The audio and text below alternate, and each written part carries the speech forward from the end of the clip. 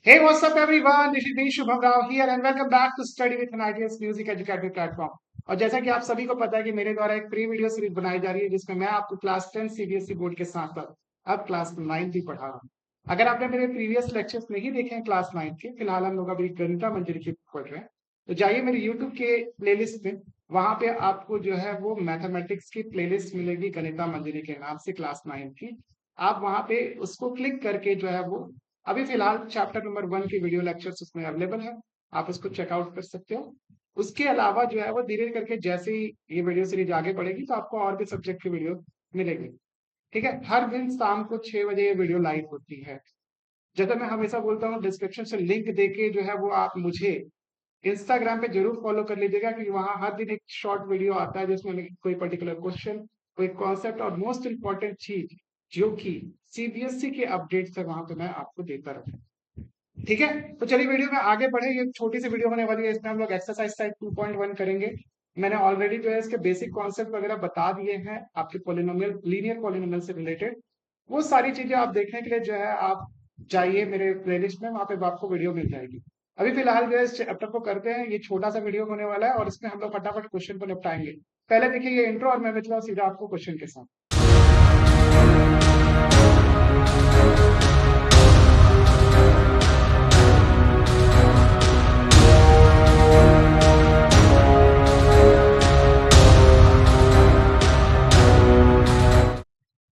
All right, तो exercise set 2.1, मैंने previous video में आपको पॉलिनोमियल के सारे कॉन्सेप्ट बताए थे, वो सारे चीजों का भी रिवीजन यहाँ पे हो जाएगा।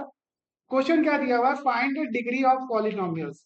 तो मैंने आपको बताया था कि जैसे कि एक पॉलिनोमियल होता है, say A N X to the power N, A N minus one X to the power N minus one, ऐसे ऐसे करते करते ए एक्स का power 4, B X cube, C X square और D X plus E is equal to 0। ये एक बहुत खतरनाक सा पॉलिनोमियल आपको दिख रहा होगा। ये एक अलजेब्रिक एक्सप्रेशन मान लेते हैं। अगर इस अलजेब्रिक एक्सप्रेशन में वेरिएबल की जो पावर है, जो कि ये एक्स की पावर, ये जो है वो आपको अगर होल नंबर मिले, होल नंबर मतलब ये अगर आपका होल नंबर हो जाए तो ये क्या हो जाएगा बेसिकली, होल नंबर मतलब 0 1 2 3, ऐसे ऐसे करते करते ये सारी चीजें हो जाए तो इसको अपन क्या बोलेंगे, एक पॉलिनोमियल बोलेंगे। सबसे मोस्ट इम्पोर्टेंट, नेक्स्ट जो सबसे इंपॉर्टेंट चीज है कि इसमें अगर पॉलिनोमियल की डिग्री मैंने आपको बताई थी क्या होता है, जो मैक्सिमम पावर होता है उसको हम लोग क्या बोलते हैं, degree of polynomial. Maximum power जो वेरिएबल की होती है उसको अपन क्या बोलते हैं, डिग्री बोलते हैं। Degree, degree of the polynomial. जैसे कि यहाँ पे देख सकते हो, यहाँ पे जो वेरिएबल की जो मैक्सिमम पावर है वो है आपका 2x स्क्वायर। इसको अपन क्या बोलेंगे, डिग्री ऑफ द पॉलिनोमियल। तो इसकी डिग्री कितनी हो जाएगी आपकी 2। ठीक है, सिंपल है। तो ये पहला क्वेश्चन हो गया, इस तरीके से आप चेक कर सकते हो। सेकेंड क्वेश्चन आप यहाँ पे मैं लिख देता हूँ आपके लिए, Y cube plus 2y minus 1। तो देख सकते हो कि यहाँ पे जो वेरिएबल की जो मैक्सिमम पावर है वो है 3। आपको ये वाला वेरिएबल देखना ही नहीं है, क्योंकि ये आपका वेरिएबल जो है वो आपका इसकी पावर 1 है जो कि 3 से कम है। तो ऑब्वियसली जो मैक्सिमम पावर ही हम लोग चेक करेंगे, तो इसकी मैक्सिमम पावर या फिर आपकी जो डिग्री है वो क्या है आपकी 3, जो कि हमको फाइंड करना है। ठीक है, इसी तरीके से आप देख सकते हो माइनस साइन लिखा हो, तो माइनस साइन मैंने आपको कांस्टेंट पॉलिनोमियल के बारे में बताया था। कांस्टेंट पॉलिनोमियल वो होता है जिसमें कोई वेरिएबल नहीं होता, बट इसको हम लोग किसी भी वेरिएबल के टर्म्स में लिख सकते हैं। जैसे कि यहाँ पे आपका थर्ड है, थर्ड क्वेश्चन को मैं लिखता हूँ। थर्ड क्वेश्चन है -9, तो मैं इसको -9 एक्स टू द पावर 0 लिख सकता हूँ। ठीक है, एक्स क्या हो गया, वेरिएबल हो गया, उसका पावर 0। एक्स का पावर 0, किसी भी आपका वेरिएबल का पावर आप 0 कर दो, वो बेसिकली क्या हो जाएगा, 1 के बराबर हो जाएगा। तो ये -9 आ जाएगा अल्टीमेटली। तो देखो यहाँ पे आपका वेरिएबल की जो पावर है वो कितनी है, 0 है। वेरिएबल की जो पावर है वो कितनी है, 0। ठीक है, तो इसको अपन क्या बोलेंगे, कांस्टेंट पॉलिनोमियल बोलेंगे। ठीक है, तो इसकी डिग्री कितनी हो जाएगी, डिग्री आप चेक करो, एक ही तो डिग्री है भाई इसकी, मतलब एक ही तो इसमें वेरिएबल है, सॉरी, इसकी डिग्री कितनी हो जाएगी, 0 हो जाएगी, क्योंकि इसकी पावर कितनी है आपकी, 0। सिमिलरली आप फोर्थ क्वेश्चन भी देख सकते हो। फोर्थ क्वेश्चन है आपका 4z-3। अब ऐसा जरूरी नहीं कि भाई पॉलिनोमियल जो है एक्स के ही फंक्शन हो सकता है, किसी का भी हो सकता है, ए भी हो सकता है, बी भी हो सकता है, एक्स वाई जेड जो भी हो। यहाँ पे देखो जेड की जो मैक्सिमम पावर है, इसमें जेड तो है ही नहीं। अगर तीन को भी मैं मैक्सिमम पावर के रूप में कन्वर्ट करूँ, पावर के रूप में कन्वर्ट कर दूं, इसको जेड का पावर 0 लिख सकता हूँ। दोनों में से मैक्सिमम पावर किसकी हो जाएगी, इस वेरिएबल वाले वेरिएबल की, जिसकी डिग्री जो है वो क्या हो जाएगी, 1 हो जाएगी। डिग्री जो हो जाएगी वो 1 हो जाएगी, क्योंकि इसमें जेड की पावर क्या है आपकी, 1 है। इधर जेड की पावर 0 है, तो मैक्सिमम क्या हो गया आपका, 1 है। ठीक है, सिंपल एज दैट।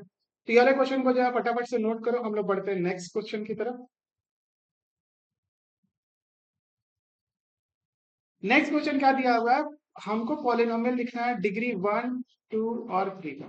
तो आप कुछ भी लिख सकते हो, बस आपको एक वेरिएबल लेना है, और वेरिएबल की पावर अगर आप 1 डाल दोगे तो एक आपका क्या हो जाएगा, लीनियर इक्वेशन। 2 हो जाएगा तो आपका, उसको अपन क्वाड्रेटिक बोलते हैं। 3 हो जाएगा तो उसको क्यूबिक बोलते हैं। तो चलिए मैं एक आपको लिख के दिखाता हूँ। जैसे कि मान लो मैं लिखता हूँ x+3 इज इक्वल टू 7। ये एक पॉलिनोमियल बन गया मेरा। इस पर देखो मैक्सिमम पावर कितनी है, 1 है। ठीक है, तो इसकी डिग्री कितनी हो जाएगी, 1 हो जाएगी। इसी तरीके से ऐसे भी लिख सकता हूँ 3z+2 इज इक्वल टू 0। ये आपका एक एक्सप्रेशन बन गया। ये भी आपका क्या हो जाएगा, लीनियर पॉलिनोमियल पे कितने वेरिएबल की पावर, जेड एक वेरिएबल है जिसकी पावर 1। आप कुछ भी बना सकते हो, बस उसमें आपको वेरिएबल की पावर क्या दिखनी है, वेरिएबल की मैक्सिमम पावर या फिर डिग्री क्या दिखानी है, 1 लिखना है। सेकेंड अपन लिखते हैं। सेकेंड जो है वो आपको क्या लेना है, डिग्री ऑफ द पॉलिनोमियल हम लोग को 2 मार्क करना है। जैसे कि आपका x² + 2x + 3 लिख दो। ठीक है, तो इसमें वेरिएबल की जो मैक्सिमम पावर है या फिर डिग्री जो है वो कितनी है आपकी, 2 है।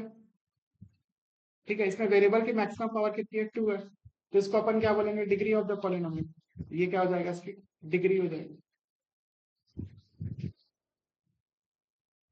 सिमिलरली आप थर्ड क्वेश्चन को देखो, क्यूबिक एक्सप्रेशन बनाना है। तो मैं ऐसे लिख देता हूँ x³ + 2x² + 3x+2। तो देखो इसमें वेरिएबल के जो मैक्सिमम पावर है वो कितनी है, 3 है। वेरिएबल की मैक्सिमम पावर 3 है। This is your maximum power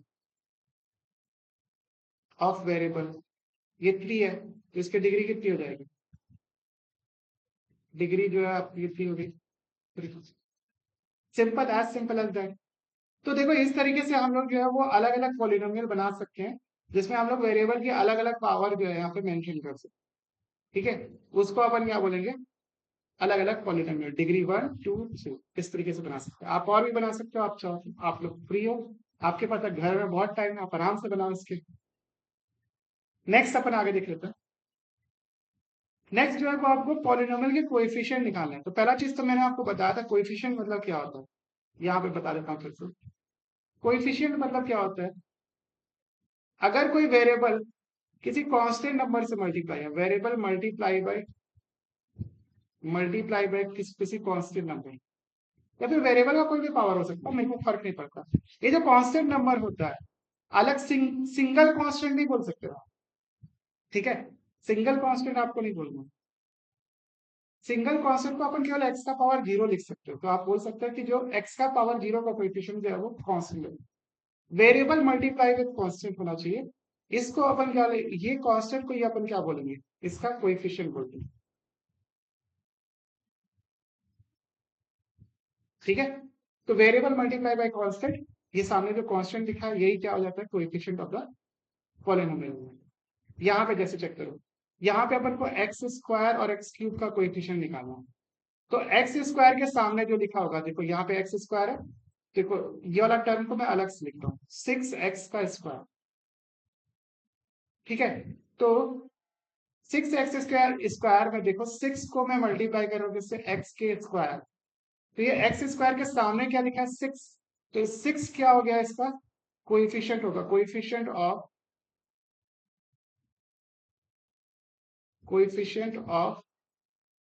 x²। ठीक है।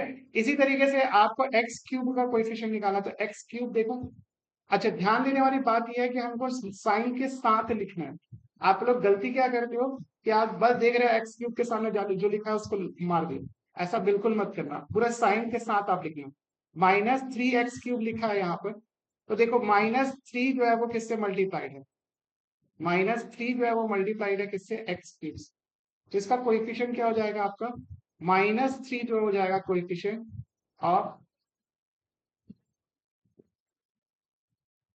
कोएफिशिएंट ऑफ x के क्यूब। इस तरीके से आपको बनाना, ठीक है। आपसे अब कुछ भी पूछ सकता है, x का कोएफिशिएंट बोलेगा तो आप -2 बता सकते हो, क्योंकि आपका -2x से मल्टीप्लाइड है। ठीक है। इसी तरीके से आपको जो भी क्वांटिटी यहाँ पे पूछ रहा है जिसका कोएफिशिएंट निकालना है, आपको उसको सेपरेट करना है और माइनस साइन के साथ लिखना है, अगर माइनस साइन सामने लगा होगा। ठीक है। नेक्स्ट अपन आगे बढ़ते हैं। What is the coefficient of z in the polynomial. अच्छा, तो देखो आपको पॉलिनोमियल क्या दिया हुआ है, यहाँ पे मैं लिख देता हूँ 4z³ + 5z² -11। ठीक है। अब देखो इसमें तो जेड है ही नहीं, हमको जेड का कोई रीजन बोल रहा है। ठीक है। अब बोलोगे कि लिख दोगे आंसर में कि जेड तो है नहीं, तो ये क्वेश्चन गलत है। ऐसा बिल्कुल नहीं है। देखो इस क्वेश्चन में आप जेड को ऐसे लिख सकते हो, देखो इसको ऐसे लिखो 4z³ + 5z²। ठीक है। प्लस आपका 0 × z लिख दो, तो ये 0 के बराबर हो जाएगा, तो मतलब गायब हो जाएगा। ठीक है। -11 मतलब इक्वल टू कुछ नहीं दिया तो आपके दे दी। ठीक है। मतलब मैंने क्या किया है, यहाँ पे जेड को जो है 0 से मल्टीप्लाई कर दिया, जो कि अल्टीमेटली 0 ही होना है। ठीक है। तो यहां से मैं क्या बता सकता हूँ कि जेड के सामने क्या लिखा हुआ है, जेड के सामने लिखा है 0। तो आपका यहां से बोल सकता हूँ 0 जो है इज द कोएफिशिएंट ऑफ